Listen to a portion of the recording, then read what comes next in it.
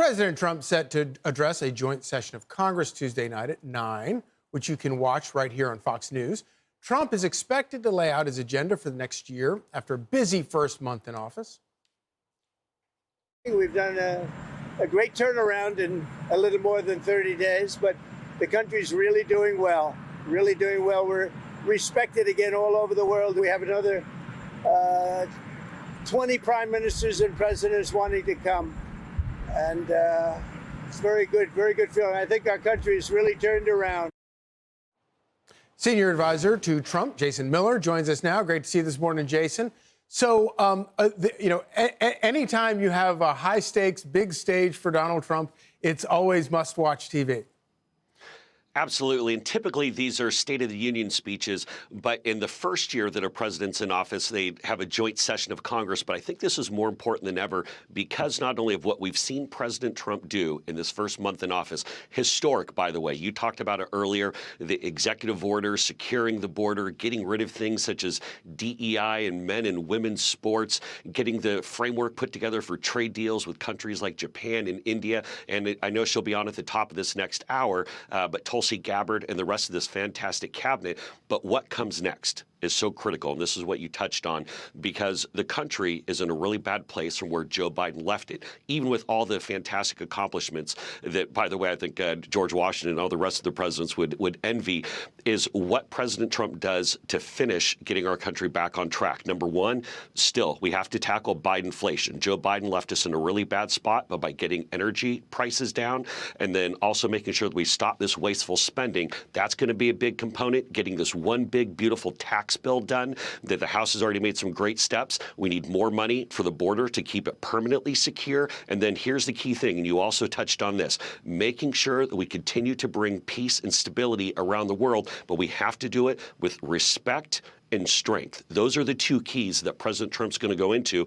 And then I'd also say, looking to the future, I think we're also going to see President Trump talk a little bit about things such as making sure we get to Mars, winning the AI race against China. And the other one, too, which I really like, Energy Secretary Chris Wright has been talking about this, but making sure we have a Marshall Plan for energy for the next generation. Charlie, there's a lot. I'm really excited.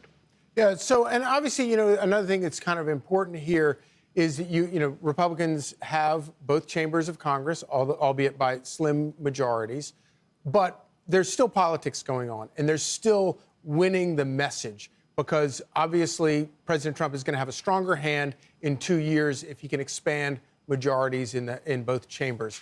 Talk about what an opportunity this is to win that political message right now.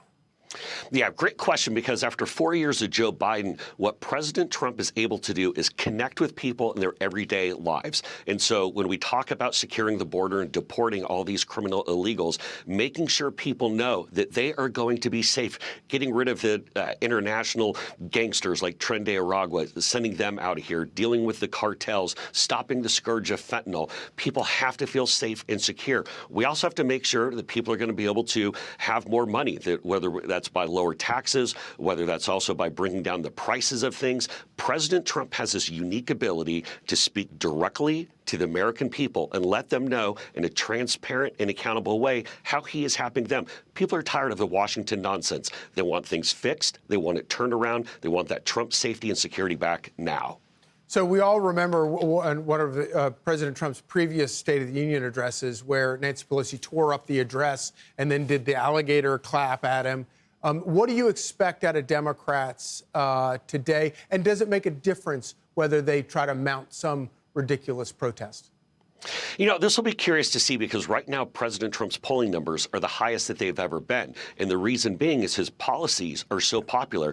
Guess what, Democrats? Nobody wants higher taxes. Nobody wants men and women's sports. Nobody wants DEI. Nobody wants federal workers staying home. They want the changes and the reforms that President Trump is putting into place. And so when we look at the Dems, they don't have a leader. I really think they're in the mumble tank right now. And quite frankly, everybody loves President Trump's policies.